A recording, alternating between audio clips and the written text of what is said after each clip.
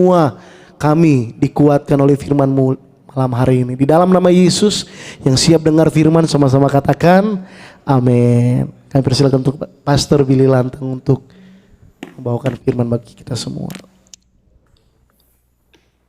Shalom Bapak Ibu yang dikasih Tuhan. Malam hari ini firman Tuhan saya berikan judul empat kota. Empat kota ini adalah lambang daripada perjalanan hidup manusia, dan ada sebuah kisah yang sangat-sangat indah yang terjadi kepada seorang nabi yang bernama Elisa. Dan Elisa ini diajak pergi oleh mentornya yang namanya Elia, dan dia mengunjungi empat tempat ini, dan bahkan Alkitab mengatakan bahwa ada terjadi hal-hal besar di dalam empat tempat ini. Dan kalau kita baca Perjanjian Lama, itu melambangkan perjalanan hidup manusia sebenarnya. Kita baca sama-sama di 2 Raja-Raja pasal yang kedua, ayat 1 sampai ayat yang ke-6. Kalau Bapak Ibu suka mencatat, silakan mencatat. Nanti ada beberapa ayat, silakan dicatat, karena ini pelajaran yang luar biasa yang Alkitab bentangkan kepada kita. Banyak hidden gem Bapak Ibu di Alkitab. Banyak hal-hal yang semuanya memang nyambung, dan Tuhan banyak sekali memberikan meterai kepada banyak kisah yang dia juga mau sampaikan kepada kita hari ini. 2 Raja-Raja 2 ayat 1 sampai ayat yang ke-6. Menjelang saatnya Tuhan hendak menaikkan Elia ke sorga dalam angin badai. Elia dan Elisa sedang berjalan dari Gilgal. Itu yang pertama. Oke, catat itu baik-baik, Gilgal. Berkatalah Elia kepada Elisa, baiklah tinggal di sini sebab Tuhan menyuruh aku ke Betel. Betel adalah tempat yang kedua, kita akan bahas. Tetapi Elisa menjawab, demi Tuhan yang hidup dan demi hidupmu sendiri, sesungguhnya aku tidak akan meninggalkan engkau. Lalu pergilah mereka ke Betel. Pada waktu itu keluarlah rombongan nabi yang ada di Betel mendapatkan Elisa. Lalu berkatalah mereka kepadanya, sudahkah engkau tahu bahwa pada hari ini tuanmu akan diambil daripadamu oleh Tuhan terangkat ke sorga? Jawabnya, aku juga tahu, diamlah. Berkatalah Elia kepadanya, hai Elisa, baiklah tinggal di sini sebab Tuhan menyuruh aku ke Yeriko. Itu tempat yang ketiga, Yeriko. Tetapi jawabnya, demi Tuhan yang hidup dan demi hidupmu sendiri, sesungguhnya aku tidak akan meninggalkan engkau. Lalu sampailah mereka di Yeriko. Pada waktu itu, mendekatlah rombongan nabi yang ada di Yeriko kepada Elisa, serta berkata kepadanya, sudahkah engkau tahu bahwa pada hari ini tuanmu akan diambil daripadamu oleh Tuhan terangkat ke sorga? Jawabnya, aku juga tahu, diamlah. Berkatalah Elia kepadanya, baiklah tinggal di sini sebab Tuhan menyuruh aku ke sungai Yordan. Sungai Yordan adalah tempat yang keempat. Jawabnya, demi Tuhan yang hidup dan demi hidupmu sendiri, sesungguhnya aku tidak akan meninggalkan engkau. Lalu berjalanlah keduanya. Elisa tidak mau ditinggal. Elisa berjalan bersama dengan Elia dan ada sebuah kisah yang indah di balik ini semuanya. Yang pertama, tempat yang pertama namanya Gilgal. Gilgal itu arti daripada kehidupan rohani kita hari ini adalah sebuah separation, sebuah pemisahan, sebuah momen di mana kita meninggalkan sesuatu yang indah bagi diri kita, orang di sekitar kita, dan juga sebuah pernyataan dalam hidup kita untuk masuk ke dalam lembar yang baru. Oke. Yosua pasalnya yang keempat, ayat 19 sampai ayat yang ke-24 saya bacakan. Yosua pasal yang keempat, ayat 19. Bangsa itu telah keluar dari sungai Yordan pada tanggal 10 bulan pertama dan mereka berkemah di Gilgal, di batas timur Yeriko. Ke-12 batu yang diambil dari sungai Yordan itu ditegakkan oleh Yosua di Gilgal. Dan berkatalah ia kepada orang Israel demikian, apabila di kemudian hari anak-anakmu bertanya kepada ayahnya, apakah arti batu-batu ini, maka haruslah kamu beritahukan kepada anak-anakmu begini, Israel telah menyeberangi sungai Yordan ini di tanah yang kering, sebab Tuhan Allahmu telah mengeringkan di depan kamu sungai Yordan, sampai kamu dapat menyeberang seperti yang dilakukan Tuhan Allahmu dengan laut Teberau yang telah dikeringkannya di depan kita, sampai kita dapat menyeberang. supaya semua bangsa di bumi tahu bahwa kuat tangan Tuhan dan supaya mereka selalu takut kepada Tuhan Allahmu. Oke, ini sebenarnya kisah tentang 12 batu yang menjadi monumen yang mereka dirikan di situ, yang disuruh sama Yosua untuk nantinya diberitahu kepada generasi berikutnya. Sungai Yordan dibelah juga, Bapak Ibu, sama seperti Laut Merah yang kita sering baca. Sungai Yordan airnya cukup deras, tidak seperti yang Sungai Yordan yang kita kunjungi sekarang di Israel. Airnya sangat tenang. Saat itu airnya sangat deras, dan bahkan waktu mereka menyeberangi sungai itu adalah sesuatu momen di mana mereka pun terheran-heran. Dan 12 batu itu yang melambangkan 12 suku daripada Israel, itu melambangkan sebuah pernyataan bahwa terjadilah sebuah pertolongan Tuhan di dalamnya. Hari ini, warisan yang paling indah yang kita bisa tinggalkan kepada anak-anak kita adalah prinsip yang namanya aletheia. Aletheia itu adalah sebuah arti daripada sebuah kebenaran, yaitu yang kita sering kali baca dan bahkan kita juga sering mendengar, dan bahkan akhir-akhir ini kita mendengar ada hamba Tuhan juga yang mulai melecehkan arti daripada kebenaran dan meminimaliskan arti daripada aletheia itu sendiri. Yesus adalah jalan, kebenaran, dan hidup. Jadi kalau kita mau bicara soal kebenaran, kebenaran itu adalah pribadi itu sendiri, yaitu Yesus. Kebenaran, arti daripada aletheia adalah kebenaran yang tidak bisa dipungkiri atau sebuah kebenaran yang sangat absolut dan hakiki, dan kebenaran ini yang patut kita tinggalkan buat generasi berikutnya. Jadi para orang tua, warisan yang terindah, warisan yang terbaik, warisan yang sangat-sangat luar biasa, itu adalah warisan kepada anak-anak kita, kepada keluarga kita, kepada orang di sekitar kita. Kalau kita nggak punya anak, kepada siapapun anak rohani kita, kepada siapapun orang di sekitar kita, yaitu kebenaran itu sendiri. Hidupi kebenaran itu, karena itu menjadi momen di mana sebuah Gilgal, sebuah separation, sebuah kesaksian yang terjadi bahwa ini loh, perbedaan antara kegelapan sama kebenaran. Perbedaan antara hidup yang lama dengan hidup yang baru. Perbedaan antara orang yang belum lahir baru dengan orang yang sudah lahir baru. Perbedaan antara kegelapan dengan aletheia, kebenaran, jalan, kebenaran, dan hidup. Orang selalu di dalam dunia pasti akan mengejar sesuatu yang terbalik-balik karena dibalik-balik sama iblis. Jalan kebenaran dan hidup dibalik sama iblis jadi hidup, kebenaran, dan jalannya. Jalan kebenaran dan hidup itu susah Bapak Ibu, karena ketika kita tanya sama Tuhan, ini mau kemana arahnya, biasanya kita nggak dikasih tahu sama Tuhan. Dia cuma bilang, ikuti ini jalannya. Nanti kamu akan menemukan yang namanya kebenaran. Menemukannya setelah kita masuk ke dalam jalan itu. Seringkali manusia akan menolak, karena manusia akan mengatakan, saya nggak bisa lihat ujungnya. Itu sebabnya saya nggak mau masuk jalan itu. Jadi jalan kebenaran dan hidup itu adalah sesuatu prinsip yang tidak bisa diganggu-gugat, nggak bisa diputar-balikan. Dan tidak ada kebenaran di luar itu. Tidak ada. Jadi itu perlu diluruskan. Ya, jalan kebenaran dan hidup. Masuk jalannya, kamu akan menemukan kebenaran. Setelah itu, kamu akan menerima kehidupan yang luar biasa dari saya. Kehidupan luar biasa itu selalu berbicara tentang apa yang ada di dalam manusia. Damai sejahtera, sukacita, hikmat, pengharapan, pertumbuhan rohani, ya, karakter jadi tahan uji, perubahan karakter itu terjadi dalam hidup yang berkelimpahan. Jangan pernah mengejar yang namanya harta, jabatan, status, atau ketenaran. Itu sangat-sangat sekunder dan nggak penting itu. Jangan dikejar-kejar begitu. Itu bukan kebenaran yang hakiki akhirnya. Nah, sama manusia, karena manusia mengejar justru hal-hal yang ada di tangan, semua prinsip ini dibalik. Jalan kebenaran dan hidup dibalik jadi hidup, kemudian minta dibenarkan, baru cari jalannya. Saya mau hidup sesuai dengan keinginan saya. Tolong dibenarkan, saya membenarkan diri saya bahkan, dan baru saya cari jalannya. Itu dibalik-balik sama manusia. Akhirnya, yang namanya sebuah separation, sebuah momen di mana kita bisa meninggalkan warisan, tidak pernah terjadi. Gilgalnya itu dalam hidup kita nggak pernah terjadi. Ini titik awal dari kehidupan kerohanian manusia. Di mana sebuah kesaksian hidup ketika kita masuk ke dalam sebuah lembaran yang namanya badai misalnya, kemudian kita diubahkan Tuhan, di karakter kita diubahkan, kita menjadi manusia yang baru, kita bertobat, terima Yesus misalnya, atau kebiasaan yang lama ditinggalkan menjadi orang yang mengalami pertumbuhan rohani, itu mengalami momen-momen seperti begitu yang patut didokumentasikan atau diberikan kesaksian menunjukkan kemuliaan Tuhan.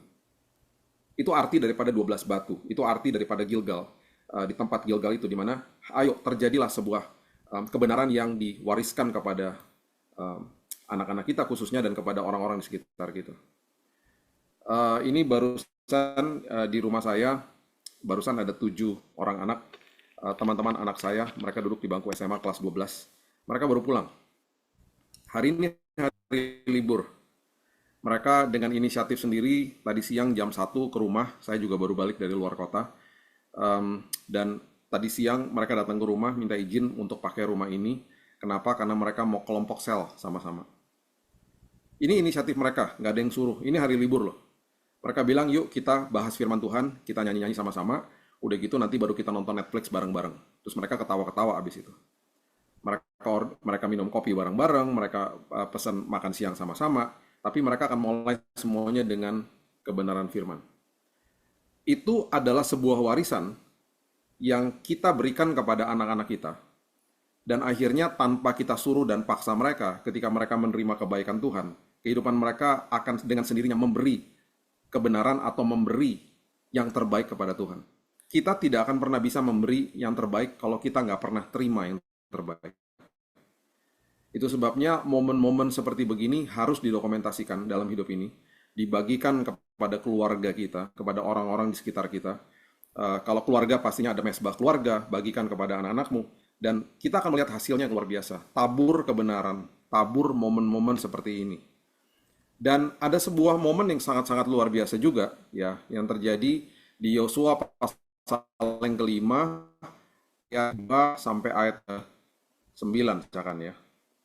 Yosua pasalnya yang kelima, ayat 2 sampai 9. Ini sebuah paradigma shift atau perubahan paradigma yang terjadi ketika orang itu mengalami sebuah pemisahan antara hidup yang lama dan hidup yang baru. Perhatikan ini. Yosua 5 ayat 2. Pada waktu itu berfirmanlah Tuhan kepada Yosua, buatlah pisau dari batu dan sunatlah lagi orang Israel itu untuk kedua kalinya. Lalu Yosua membuat pisau dari batu dan disunatnyalah orang Israel itu di bukit kulit katan. Inilah sebabnya Yosua menyunat mereka, semua orang yang keluar dari Mesir, yakni yang laki-laki, semua prajurit telah mati di padang gurun di tengah jalan setelah mereka keluar dari Mesir. Sebab semua orang yang keluar dari Mesir telah bersunat, tetapi semua orang yang lahir di padang gurun dalam perjalanan sejak keluar dari Mesir belum disunat.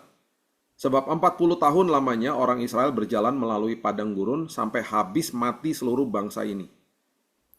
Yakni prajurit yang keluar dari Mesir, yang tidak mendengarkan firman Tuhan. Kepada mereka itu Tuhan telah bersumpah bahwa tidak akan mengizinkan mereka melihat negeri yang dijanjikan Tuhan, dengan bersumpah kepada nenek moyang mereka, akan memberikannya kepada kita suatu negeri yang berlimpah-limpah susu dan madunya. Tetapi anak-anak mereka yang telah dijadikannya ganti mereka itulah yang disunat Yosua. Sebab mereka belum bersunat karena mereka tidak disunat dalam perjalanan. Setelah seluruh bangsa itu selesai disunat, maka tinggallah mereka di tempatnya masing-masing di perkemahan itu sampai mereka sembuh. Dan berfirmanlah Tuhan kepada Yosua, hari ini telah kuhapuskan, perhatikan ini baik-baik, ini luar biasa. Hari ini telah kuhapuskan celah Mesir itu daripadamu, itulah sebabnya nama tempat itu disebut Gilgal sampai sekarang. Oke, saya jelaskan. Gini. Generasi pertama yang keluar dari Mesir, itu nggak boleh masuk tanah perjanjian. Karena mereka masih mempunyai paradigma Mesir. Bahkan Musa juga nggak bisa masuk kan. Nah, generasi yang kedua yang akan masuk ke dalam tanah perjanjian, yaitu generasi yang lahir di padang gurun, generasi ini yang disunat Bapak Ibu. Disunatnya itu semua terjadinya di Gilgal. Sebuah pemisahan antara paradigma Mesir, celah Mesir, kepada paradigma yang baru. Oke. Kita harus mengerti prinsip ini baik-baik karena ini prinsip yang luar biasa. Dikatakan begini. Waktu mereka ada di padang gurun, mereka semuanya dimanja dengan diberikan roti mana setiap hari sama Tuhan, di drop dari surga, alias dimanja sama Tuhan. Karena mereka belum memiliki kedewasaan untuk mengelola sebuah tempat yang baru. Tempat apa? Tanah perjanjian. Itu sebabnya mereka semuanya akhirnya mati di padang gurun. Generasi pertama nggak boleh masuk. Generasi kedua ketika mau masuk, mereka dipastikan harus disunat. Sunat itu adalah lambang penyertaan Tuhan yang dilakukan kepada bangsa Israel di hari yang ke-8 ketika seorang bayi baru lahir. Jadi sunat itu adalah lambang penyertaan Tuhan. Lambang daripada paradigma Tuhan yang masuk dalam hidupnya mereka sebenarnya. Masuk ke perjanjian baru tidak dilakukan lagi karena semua yang fisik dimasukkan ke dalam hidupnya manusia. Paulus mengatakan hatimu yang disunat. Ya, semua yang fisik nggak berlaku lagi. Yang dulu yang berlaku yang fisik, yang sakral itu bait Allah. Hari ini tubuhmu adalah bait Roh Kudus. Dulu yang sakral adalah ritual yang dilakukan di Sabat. Yesus mementahkan itu semuanya. Sabat adalah pikiran dan hatimu masuk ke dalam perhentian Tuhan. Dulu perintah Tuhan ditulis di atas loh batu. Hari ini perintah Tuhan ditulis di atas loh hati manusia. Dulu yang sakral pengorbanan. Hari ini pengorbanan nggak ada artinya tanpa ketaatan. Semuanya dimasukkan ke dalam hidupnya manusia. Bukan merupakan sesuatu yang fisik lagi. Jadi waktu mereka mau masuk ke sana, karena mereka masih hidup di perjanjian lama, sunat itu adalah lambang paradigma yang baru. Kenapa seperti begitu? Alkitab mengatakan supaya mereka meninggalkan celah Mesir. Supaya mereka meninggalkan cara Mesir. Atau apa yang diajarkan sama orang tua mereka tentang Mesir. Karena ajarannya salah. Jadi itu sebabnya ada korelasi tadi ya dengan 12 batu yang ditinggalkan untuk menjadi monumen pertolongan Tuhan diwariskan kepada generasi berikutnya dengan momen yang ada di Gilgal ketika generasi yang pertama tidak mewariskan apa-apa kepada generasi yang kedua, Tuhan yang step in, Tuhan yang akhirnya melakukan hal ini kepada mereka. Mereka bilang, oke, generasi pertama nggak boleh masuk, nggak boleh ikut-ikutan karena nanti akan mencemarkan generasi yang berikutnya. Kenapa Bapak Ibu? Karena gini, tadi kita sudah baca di tanah yang merupakan tanah perjanjian ada susu dan madu. Bapak Ibu nanti kalau baca seterusnya kisah ini, dikatakan bahwa roti mananya akhirnya diberhentikan sama Tuhan, karena waktu mereka masuk ke dalam tanah perjanjian, mereka menikmati susu dan madu dan semua hasil daripada tanah perjanjian yang, garis bawah ini, yang dikelola oleh tangan mereka. Jadi, waktu mereka masuk ke dalam tanah perjanjian, mereka akan mendapatkan sesuatu yang lebih daripada roti mana, tetapi mereka patut mengelolanya, bermitra sama Tuhan. Itu sebabnya celah Mesir ditinggalin.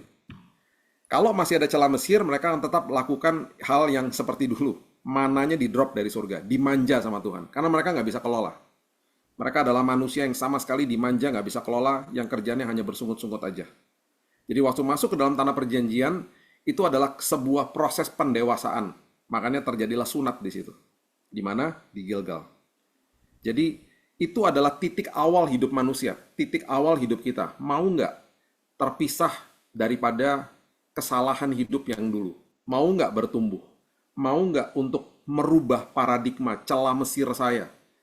Paradigma yang salah. Supaya saya masuk ke dalam paradigma yang benar. Apakah saya menganut kebenaran aletheia itu? Jalan kebenaran dan hidup. Apakah itu menjadi pedoman hidup saya? Apakah itu yang saya bagikan kepada orang-orang di sekitar saya? Ingat, kalau kita bicara soal kemuliaan Tuhan, the glory of God, itu berbicara tentang semua ciptaannya Tuhan. Semua ciptaannya Tuhan itu menggambarkan atribut Tuhan. Itu yang dimaksudkan dengan the glory atau kemuliaan Tuhan. Kabot bahasa aslinya. Doksa bahasa Yunani. Jadi, kemuliaan Tuhan yang paling luar biasa memang ada di dalam hidup manusia karena kita ciptaan yang paling agung. Tetapi kalau kita lihat sekeliling kita, kemuliaan Tuhan dinyatakan lewat semua yang ada di sekeliling kita. Matahari, sinarnya. Sinar bulan misalnya. Sinar bintang yang kelihatan dan yang tidak kelihatan. Apapun yang menjadi kehebatan setiap binatang yang kita lihat di kanan kiri kita. Itu kemuliaan Tuhan dinyatakan di situ. Tumbuh-tumbuhan, bunga, semua itu kemuliaan Tuhan. Manusia juga gitu. Kita tidak akan pernah bisa menjadi manusia yang menonjolkan, menjadi manusia yang menggambarkan, menjadi manusia yang mendeklarasikan kemuliaan Tuhan kalau kita tidak mengerti kebenaran. Kebenaran yang hakiki, yaitu di dalam Kristus Yesus. Jadi itu sebabnya ada proses ini, proses Gilgal, separation, celah yang dulu ditinggalkan untuk bertumbuh di dalam kebenaran rohani. Bapak Ibu, pertumbuhan rohani atau aletheia atau kebenaran ini nggak bisa hanya satu one time moment, nggak bisa. Ini adalah sebuah proses tiap hari. Tiap hari kita lakukan ini. Ya. Oke, yang kedua, setelah Gilgal adalah Betel. Betel itu adalah lambang daripada hadirat Tuhan. Kita tidak akan mengerti hadirat Tuhan kalau kita nggak berubah dulu. Kita nggak punya paradigma yang baru. Kita belum lahir baru misalnya. Kita belum terjadi sebuah perubahan karakter misalnya dan lain sebagainya. Kita nggak akan tahu yang namanya hadirat Tuhan. Karena di dalam hadirat Tuhan itu perkara besar terjadinya di situ. Di dalam hadirat Tuhan. Nah, masalahnya gini. Ini masalahnya. Kita orang Kristen ketika terima Yesus sebagai juru selamat, hadirat Tuhan ya, atau kehadiran Tuhan lebih tepatnya itu sudah terjadi di dalam hidup manusia, di dalam hidup orang percaya sebenarnya. Kenapa? Karena Roh Kudus ditinggalkan di dalam kita, diberikan kepada kita. Nah, masalahnya kita harus bisa bedakan antara hadirat dengan kehadiran. Kehadiran Tuhan itu selalu Tuhan hadir dalam hidup kita dan Tuhan tidak pernah meninggalkan hidup kita sedetik pun. Nah, tetapi banyak daripada kita yang tidak merasa hadirat Tuhan itu atau kehadiran Tuhan itu karena kehidupan kita diselimuti dengan banyak kebingungan. Karena yang saya katakan tadi, kita belum bertumbuh secara kerohanian dan lain sebagainya. Bahkan kita menilai kehadiran Tuhan itu lewat emosi kita. Wah, kalau lagunya enak nih, saya rasa hadirat Tuhan, berarti ada hadirat Tuhan. Kalau saya dengerin khotbah, saya nangis, berarti ada hadirat Tuhan. Kalau saya nggak rasa dijamah, emosi saya, berarti hadirat Tuhan nggak ada. Nggak gitu Bapak Ibu. Hadirat Tuhan selalu ada di dalam hidup kita. Hadirat Tuhan bukan ada di dalam gedung gereja atau di mana-mana, di dalam hidup kita. Kenapa di gedung gereja itu ada hadirat Tuhan? Karena dibawa sama orang-orang percaya ke dalamnya. Tuhan tidak tinggal di dalam bangunan lagi, Tuhan tinggal di dalam hidupnya manusia. Nah, sekarang gini. Saya bisa hadir di dalam sebuah tempat atau sebuah pesta yang besar, tapi saya tidak ketemu sama teman saya yang juga sama-sama hadir. Itu artinya sama-sama hadir, tetapi tidak merasakan hadirat. Hadirat itu adalah countenance to countenance, face to face. Ketemu muka dengan muka. Ironis toh. Jadi waktu besoknya ketemu lagi, loh kamu tuh datang ya ke kawinan itu? Oh saya juga gitu. Lah kok nggak ketemu ya? Sama-sama hadir, tapi nggak ketemu. Berarti tidak merasakan hadirat namanya. Nah masalahnya gini, ini sungguh ironis. Tuhan hadir, tapi kita nggak rasakan hadiratnya. Kenapa? Karena kita pertama, kita nilai hadirat Tuhan pakai emosi, bukan pakai iman. Padahal Tuhan selalu hadir. Yang kedua, kita dibohongi sama iblis, kita diarahkan mata kita untuk melihat masalah. Sehingga kita tidak lihat kebaikan Tuhan, kita nggak belajar mengucap syukur, akhirnya yang kita lihat adalah masalah. Kita nggak sadar Tuhan hadir. Makanya ada kuasa di balik ucapan syukur. Ucapan syukur sebenarnya di alam roh itu, kita sedang memalingkan wajah kita kepada kehadiran daripada Tuhan, dan akhirnya kita bisa merasakan bahwa Tuhan itu hadir dalam hidup saya. Sebenarnya ucapan syukur sebenarnya itu di dalamnya. Kita sadar, kita membuat diri kita sadar bahwa Tuhan nggak pernah ninggalin saya, walaupun ada masalah. Ini masalah ya, badai terjadi. Kita melatih diri kita. Tuhan terima kasih. Di dalam lembah kekelaman pun Engkau ada. Di dalam padang gurun pun Engkau ada. Di dalam hal yang paling sulit pun Engkau ada. Kenapa? Karena Engkau tidak terpengaruh dengan faktor eksternal dari luar. Engkau selalu diam dalam hidupku. Engkau hadir dalam hidupku setiap hari, setiap detik. Tidak pernah tinggalin aku. Itu hadirat. Itu battle-nya kita. Kalau kita nggak sadar tentang itu, waduh, udah. Kita repot akhirnya. Kita akhirnya nggak pernah belajar terima dari Tuhan. Kita menjadi orang-orang agamawi. Orang agamawi selalu mulai dari titik memberi. Saya mau melakukan ibadah, saya harus datang ibadah dan lain sebagainya. Betul, saya mau melayani Tuhan. Betul, itu semuanya baik. Tapi kita nggak bisa mulai dari titik itu, titik memberi kepada Tuhan. Orang Kristen adalah orang yang selalu belajar mulai dari titik menerima dari Tuhan. Karena hubungan vertikal itu selalu menerima, bukan memberi. Akhirnya horizontalnya terhadap manusia mulai dari titik memberi. Makanya dia bilang begini sama Marta, ngapain sih ribet-ribet pelayanan, duduk dulu seperti Maria, terima dulu dari saya, baru kamu bisa memberikan yang terbaik.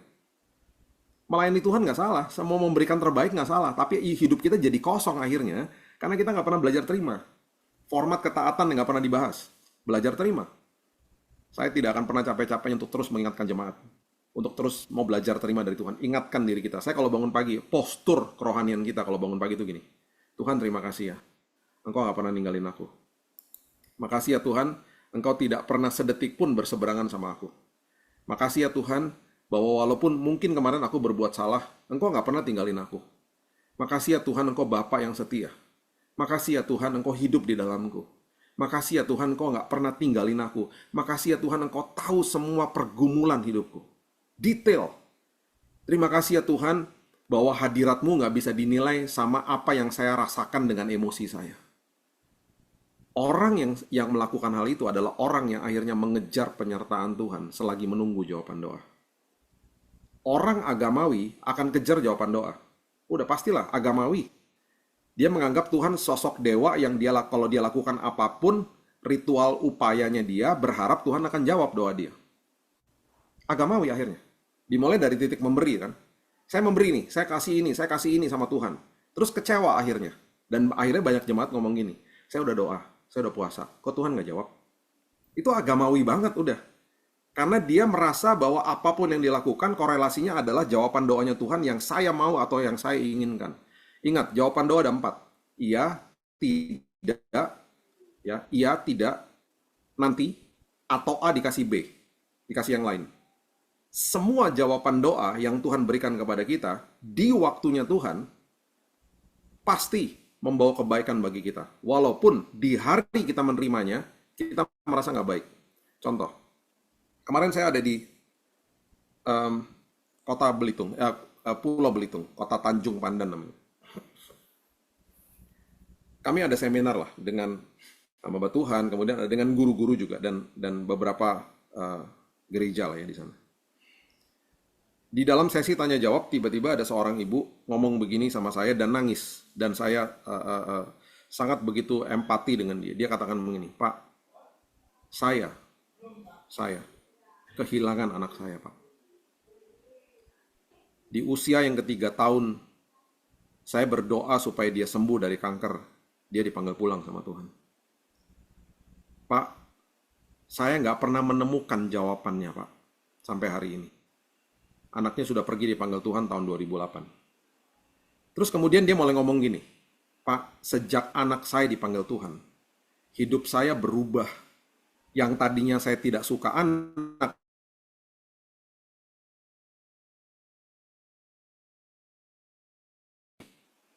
hidup saya ini nggak ada kesaksian. Tuhan lihat, Tuhan nggak jawab doa saya. Anak saya dipanggil pulang. Nggak sesuai sama keinginan dia. Pak, hidup saya tuh ya kayak begini-begini aja, nggak ada kesaksiannya. Saya Pak harus ngapain? Bapak Ibu, setelah dia selesai berbicara, ini respon saya. Ibu, yang Ibu katakan barusan, itu merupakan kesaksian hidupnya Ibu. Yang tadinya nggak suka anak, sekarang jadi suka anak. Di dalam sebuah tragedi, ternyata ada panggilan Tuhan di dalam situ. Ibu nggak sadar, barusan Ibu kasih tahu sama saya, itu kesaksian hidupnya Ibu. Ibu yang nggak suka anak, sekarang Ibu digiring sama Tuhan untuk menjadi guru TK, dan Ibu lakukan ini dengan sangat baik, dengan sangat luar biasa. Ibu menjamah banyak jiwa, yaitu anak-anak ini. Bu, anaknya Ibu hanya dititipkan sama Tuhan 3 tahun, Bu. Dan dia punya tugas. Salah satu tugasnya adalah dia mengubah hidupnya Ibu. Ketika dia dipanggil pulang sama Tuhan. Paling tidak, Bu, buktikan sama dia. Yang kelak nanti Ibu akan bertemu kembali dengan dia. Karena Alkitab mengatakan jangan berduka seperti orang tidak memiliki pengharapan. Dia sudah selesai, Bu, pertandingannya. Lihat apa yang terjadi, Bu. Ibu diubahkan Tuhan. Iya ya, Pak. Saya baru sadar hari ini, Pak. Setelah berapa tuh? 10. Setelah 17 tahun kejadian itu. Saya baru sadar hari ini. Iya ya Pak, saya diubahkan Tuhan. Dia nangis-nangisnya. Saya bilang, iya Bu. Semua jawaban doa yang Tuhan berikan pasti membawa kebaikan bagi kita. Di hari Ibu terima jawaban doa itu tidak sesuai dengan keinginan Ibu, anaknya Ibu dipanggil pulang. Ibu kecewa betul dan itu manusiawi dan itu oke, Bu. Tapi lihat dong, apa yang terjadi dengan Ibu sekarang. Lihat apa yang terjadi dengan teman saya juga yang kehilangan anaknya yang tadinya mau bunuh diri di Jerman. Anaknya meninggal di Jerman, lagi sedang kuliah. Dia bilang, Bill, saya mau nabrakin diri saya, Bill, ke kereta, Bill. Kalau nggak teman saya pegangin, saya mati, saya bunuh diri, Bill. Bapak Ibu, hari ini dia punya sebuah kelompok namanya Victorious Mother, di mana ibu-ibu ini berkumpul, mereka ibadah sama-sama. Semua ibu-ibu ini kehilangan anaknya. Mereka dikuatkan, mereka bantu ibu-ibu yang lain dan lain sebagainya. Jadi selalu ada panggilan Tuhan, selalu ada hal-hal indah. Di mana? Di dalam hadirat Tuhan. Dan seringkali dibohongin sama iblis. Tuhan berseberangan lah, Tuhan marah lah, dan lain sebagainya, dan lain sebagainya. Jadi kita nggak ngalami battle akhirnya. Saya bagikan ayatnya dulu. Hakim-Hakim 20, ayat 26 dan 27. Ini bukti bahwa Betel itu adalah arti daripada hadirat Tuhan. Hakim-Hakim 20 ayat 26. Kemudian pergilah semua orang Israel, yakni seluruh bangsa itu, lalu sampai ke Betel. Di sana mereka tinggal menangis di hadapan Tuhan, berpuasa sampai senja pada hari itu, dan mempersembahkan korban bakaran dan korban keselamatan di hadapan Tuhan. Dan orang-orang Israel bertanya kepada Tuhan, pada waktu itu ada di sana tabut perjanjian Allah. Tabut perjanjian Allah adalah lambang daripada hadirat Tuhan, dan pada saat itu letaknya ada di Betel. Jadi Betel ini kita bisa baca lagi kisah-kisah yang lain untuk karena mengingat waktu, Bapak Ibu juga bisa baca di ayat-ayat yang lain tentang pergumulan daripada Yakub ya. Nanti Bapak Ibu catat aja di Kejadian 28 ayat 10 sampai ayatnya yang ke-22. Itu juga adalah sebuah kisah tentang Betel, bagaimana Yakub bertemu dengan Tuhan di sana. Jadi Bapak Ibu, di dalam hadirat Tuhan yang tinggal di dalam kita, perkara besar pasti terjadi. Ya, iblis seringkali membohongi kita. Wah, kamu nggak dapat jawaban doanya. Ingat, semua jawaban doa yang saya katakan tadi, ya, tidak, ya, tunggu, atau A dikasih B. Pasti, catat ini baik-baik, pasti membawa kebaikan bagi kita. Kita mungkin nggak tahu di hari itu, tapi ujungnya pasti bawa kebaikan. Karena gini, Tuhan yang tahu kebutuhan kita. Tuhan yang tahu pribadi kita daripada kita tahu pribadi kita sendiri. Tuhan yang tahu masa depan kita. Dia Allah Elohim. Dia yang menciptakan langit dan bumi. Bumi adalah tahtanya, langit adalah tahtanya, bumi adalah tumpuan kakinya. Kemudian kita masuk ke dalam tempat yang ketiga, namanya Yeriko. Yeriko ini berbicara tentang perjalanan iman. Separation, presence of God. Kita berpindah dari kerajaan gelap masuk ke dalam kerajaan terang. Kita berpindah dari kehidupan lama masuk ke dalam kehidupan baru, paradigma baru. Kita mengerti apa yang terjadi di dalam hadirat Tuhan. Kemudian yang ketiga, kita pasti dalam kehidupan rohani kita, pasti ada yang namanya perjalanan iman. Perjalanan iman kalau tidak terjadi di dalam hadirat Tuhan, pasti gagal. Pasti gagal. Karena iman itu adalah kekuatan daripada Tuhan. Dia adalah the author and the finisher of your faith. Dia adalah pembawa iman itu sendiri. Jadi bukan kekuatan kita sebenarnya. Ya. Yosua 5 ayat 13 dan sampai 15 mengatakan begini. Ketika Yosua dekat Yeriko, ia melayangkan pandangnya. Dilihatnya seorang laki-laki berdiri di depannya dengan pedang terhunus di tangannya. Yosua mendekatinya dan bertanya kepadanya, kawankah engkau atau lawan? Jawabnya, bukan, tetapi akulah panglima bala tentara Tuhan. Sekarang aku datang. Bukan tuh maksudnya gini, bukan kawan, bukan lawan. Lalu sujudlah Yosua dengan mukanya ke tanah menyembah dan berkata kepadanya, apakah yang akan dikatakan Tuanku kepada hambanya ini? Panglima bala tentara Tuhan itu berkata kepada Yosua, tanggalkanlah kasutmu dari kakimu sebab tempat engkau berdiri itu kudus. Dan Yosua berbuat demikian. Ini kisah tentang Yeriko. Kisah yang kita sudah sering baca, bangsa Israel mengitari tembok yang begitu tebal dan akhirnya diruntuhkan sama Tuhan. Saya cuma mau kita paham tentang kalimat ini aja, ya, bahwa bala tentara sorga yang dikirim sama Tuhan untuk menolong hidup kita, dan setiap hari Tuhan mengirim malaikatnya untuk menolong kita, menasihati kita juga, dan juga melewati Roh Kudusnya, Roh Kudus yang ada di dalam kita pastinya. Dan malaikat itu datang. Terkadang kita juga nggak tahu bentuknya seperti apa gitu ya, pertolongan dan lain sebagainya selalu terjadi. Yang luar biasa adalah kalimat ketika ditanya, engkau kawan atau lawan? Dia bilang bukan. Neither, bahasa Inggrisnya. Bukan kawan, bukan lawan. Maksudnya apa? Saya dikirim sama Tuhan untuk menolong. Apapun yang saya harus tolong, gitu loh. Jadi dia dia tidak berpihak kepada lawan kita atau musuh kita atau siapapun gitu ya. Dia hanya fokus kepada saya ini ditugaskan sama kerajaan sorga. Itu maksudnya. Segitu hebatnya pernyataan itu yang menyatakan justru kepada kita bahwa saya adalah utusan kerajaan sorga. Dan ini betul-betul alkitabiah sekali. Karena malaikat itu tidak tinggal di dalamnya manusia. Yang tinggal dalam manusia kan Roh Kudus. Dia cuma bilang, saya ditugaskan. Saya di sini untuk menolong, saya ditugaskan untuk menghalau ini, menghalau itu, dan lain sebagainya. Dan ini merupakan sebuah perjalanan iman yang patut kita mengerti. Dan kalau kita mengerti prinsip ini, kita tahu bahwa Tuhan selalu berperang bagi kita. Tuhan selalu berperkara bagi kita. Tuhan selalu bekerja untuk kita. Makanya Roma 8 ayat 28 mengatakan, sekarang aku tahu bahwa Allah turut bekerja dalam segala sesuatu, mendatangkan kebaikan bagi aku. Jadi itu prinsipnya. Ya, kita sudah tahu lah, saya nggak usah bahas lagi, nanti Bapak Ibu bisa baca sendiri. Ketika mereka ada di luar tembok Yeriko, mereka bawa senjata Bapak Ibu. Tapi senjatanya tidak boleh digunakan. Mereka meniup sangkakala, mereka berteriak, mereka memuji Tuhan. Dan itu yang meruntuhkan temboknya. Tuhan lagi kasih tahu. Tuhan lagi kasih tahu juga kepada musuhnya. Saya yang berperkara. Saya yang berperang bagi mereka. Mereka punya senjata. Mereka nggak boleh pakai. Dan terlihat konyol karena yang mereka lakukan hanya putar-putar aja. Dan mereka hanya teriakkan sangkakala. Mereka berteriak dan mereka meniupkan sangkakala. Dan itu yang terjadi, temboknya runtuh. Tuhan memakai hal-hal yang kelihatannya konyol di depan manusia untuk menunjukkan bahwa dialah yang berkuasa, bukan kita yang hebat, gitu loh. Justru kalau kita mau katakan saya hebat ini, saya hebat karena Yesus saya hebat. Saya lebih daripada pemenang karena Yesus saya lebih daripada pemenang. Itu prinsipnya. Itu Yeriko-nya kita. Ya. Saya bisa bersaksi nanti jadi tambah lama, tapi Bapak Ibu sudah tahu lah ya, saya anak-anak penyakit kanker, saya ada di rumah sakit. Saya melihat kematian kanan kiri saya di lantai saya dan lain sebagainya.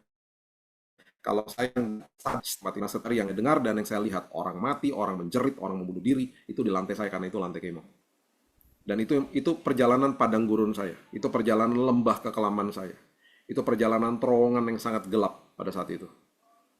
Dan disitulah di Yeriko-nya itu yang Tuhan mau kasih tahu. Seringkali dia berbuat hal-hal yang terlihatnya sepertinya seolah-olah gak masuk di akal. Tapi itulah Tuhan kita. Dan pada akhirnya tempat yang terakhir namanya Jordan. Jordan ini berbicara tentang double portion atau porsi ganda.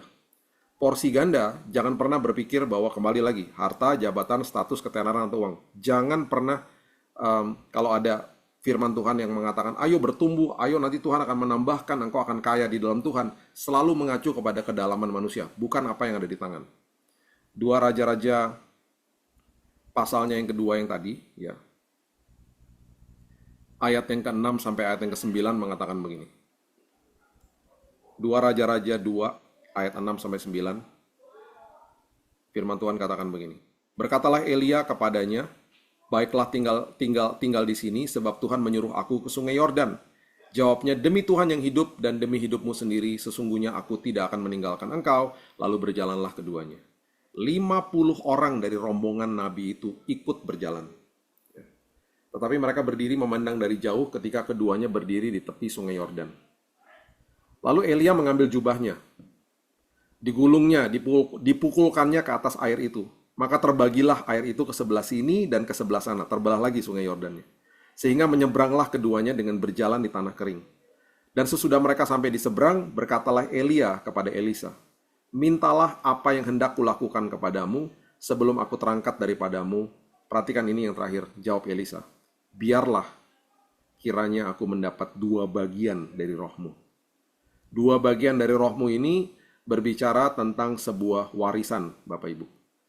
Karena porsi double itu adalah permintaan di perjanjian lama ketika seseorang diberikan warisan. Itu mengacu kepada hal itu. Nah, itu ditulis di Ulangan 21 ayat 17. Kalau untuk pembelajaran nanti Bapak Ibu bisa buka sendiri ya.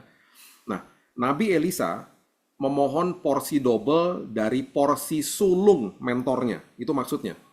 porsi double dari porsi sulung mentornya, yaitu Elia. Dia memohon untuk bisa mendapat 2 bagian dari roh Elia. Dengan kata lain, Elisa ini ingin melakukan 2 kali lebih banyak mujizat daripada mentornya. Ini bukan untuk kepentingan dirinya sendiri, melakukan mujizat 2 kali lebih banyak untuk bisa membantu dan memberkati bangsa Israel. Elisa bisa saja meminta yang lain, tetapi dia meminta ini. Ya, dia tidak mencari kekayaan, jabatan, status, dia nggak cari itu. Dia menginginkan semua yang dia butuhkan untuk memenuhi tujuan Tuhan dalam hidupnya. Setelah Elisa melihat Elia diangkat ke sorga, dia mengambil jubah Elia dan pergi ke sungai Yordan. Ya, dia berseru kepada Tuhan, ya, dan memukul air di sungai itu dengan jubahnya Elia. Airnya terbuka dan Elisa berjalan menyeberang di tanah yang kering. Ini mujizat yang pertama. Ya, yang menegaskan transisi jabatan kenabian dari Elia kepada Elisa. Ini mujizat yang pertama nih Bapak Ibu.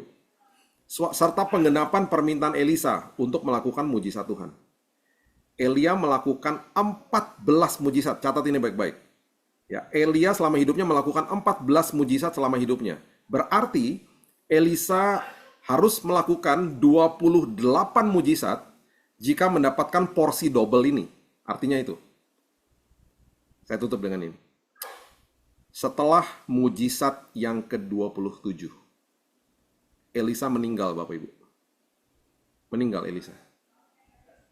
Pastinya banyak orang yang mengatakan bahwa rencana Tuhan dalam hidup Elisa gagal. Dan betapa ironisnya mujizat yang ia lakukan karena berhenti di angka 27. Tuhan yang kita sembah tidak pernah gagal. Di 2 Raja-Raja 13 ayat 21, ayat terakhir ya. Ini ayat terakhir. 2 Raja-Raja 13 ayat 21. This is amazing. Pada suatu kali, orang sedang menguburkan mayat. Oke.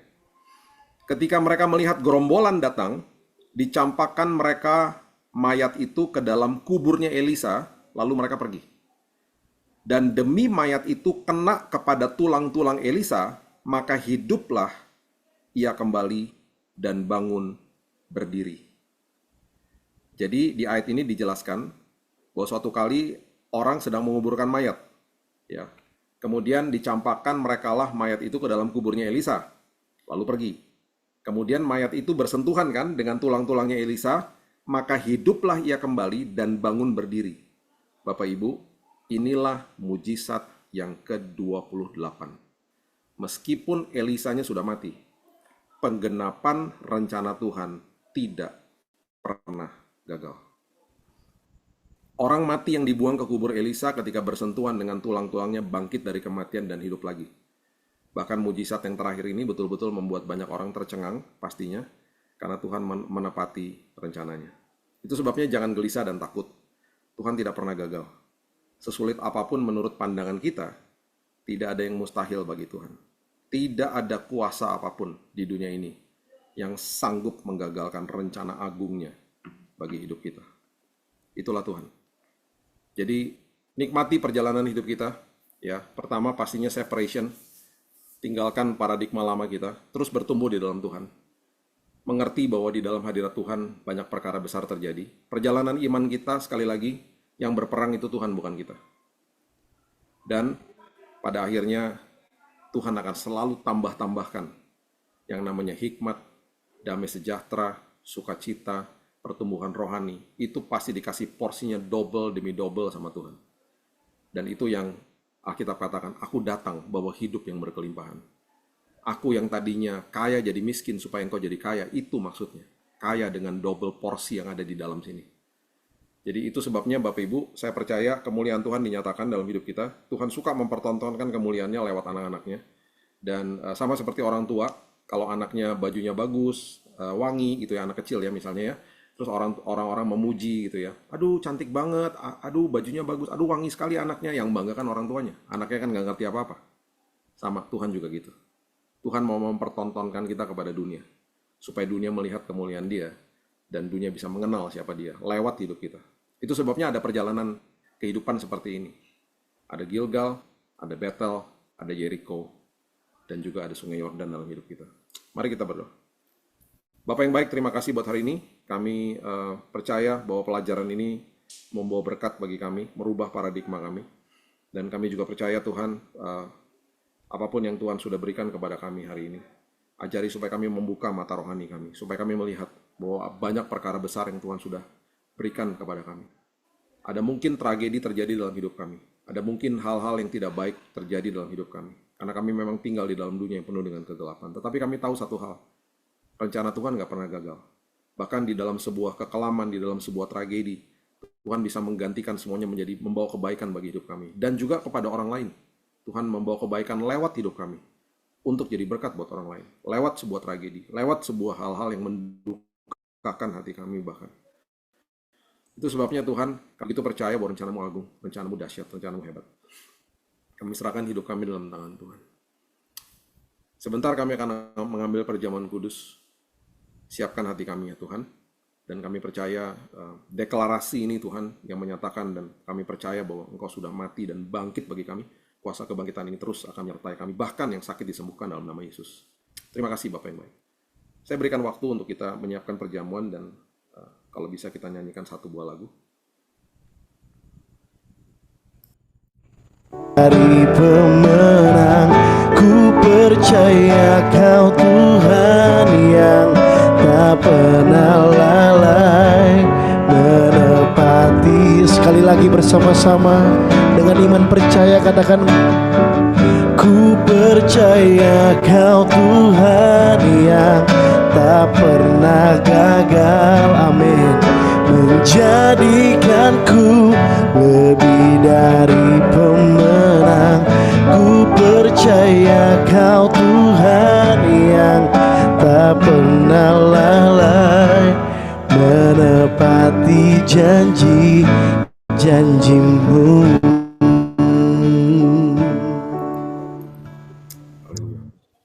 Terima kasih Tuhan. Mari kita pegang tubuh Kristus di tangan kanan kita. Terima kasih Tuhan buat tubuh-Mu yang tercabik-cabik buat kami. Terima kasih ribuan tahun yang lalu Tuhan sudah memberikan tubuh-Nya untuk kami. Sehingga Alkitab mengatakan di dalam Alkitab bahasa Yunani, bilur itu dinyatakan sebagai kata namanya molops, Bapak Ibu.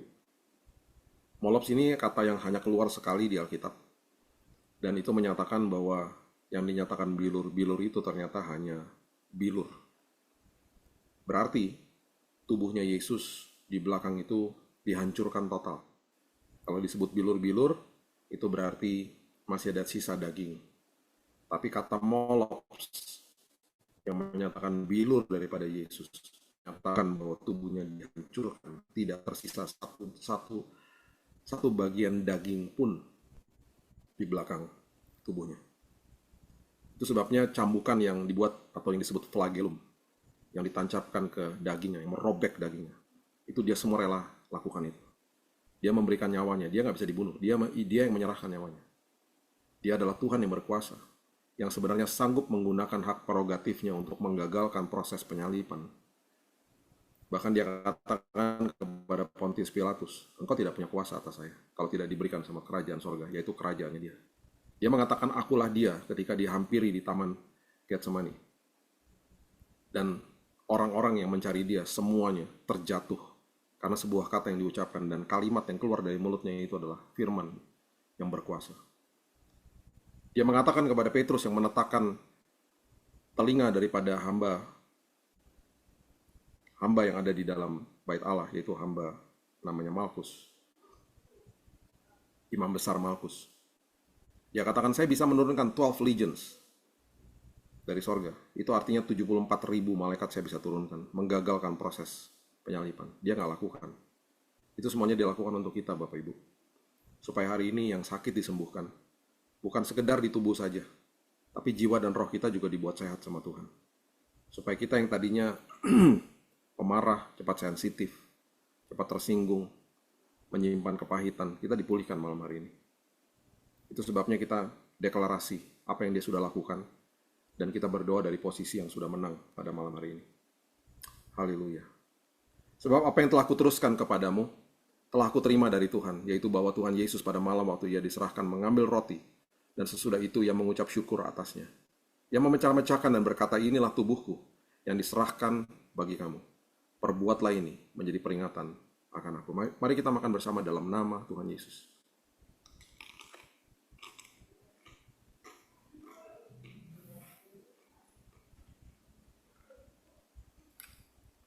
Haleluya. Haleluya. Haleluya. Terima kasih Yesus. Terima kasih Yesus. Kami pegang di tangan kanan kami Tuhan darah-Mu. Darah yang di Paskah yang pertama membubuhi pintu-pintu bangsa Israel. Sehingga malaikat maut lewat. Darah ini bukan sekedar menghapus dosa kami, tetapi juga melindungi kehidupan kami. Melindungi keluarga kami, kesehatan kami, masa depan kami, pekerjaan, usaha, pelayanan kami, dilindungi sama Tuhan. Penyertaan Tuhan gak pernah gagal. Terima kasih buat darah-Mu. Demikian juga yang mengambil cawan sesudah makan dan berkata, cawan ini adalah perjanjian baru yang dimeteraikan oleh darahku. Perbuatlah ini setiap kali kamu meminumnya menjadi peringatan akan aku. Mari kita minum bersama dalam nama Tuhan Yesus.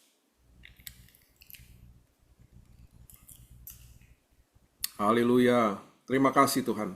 Hati kami mengucap syukur. Hati kami berterima kasih kepada Tuhan.